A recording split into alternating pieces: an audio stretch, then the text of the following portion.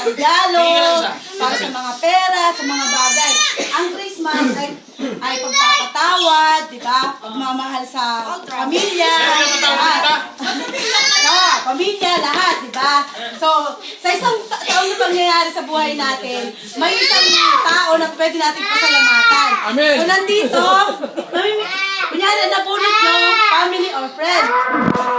Wala pag ang napili nyo, family, kung sino sa family nyo, yung kasama nyo ngayon, di ba?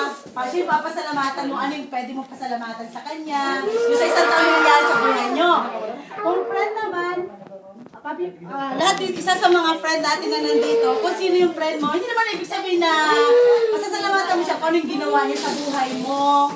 Dahil, basta siyempre, di ba lahat naman tayo, may mga kaibigan, hindi naman kaibigan.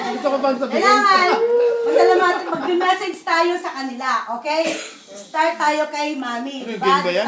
Hindi, game, message to sa bawat ano. Ay, sige, saan ko nalutan? Oo, hindi, ito lang pa. Family or friend, okay?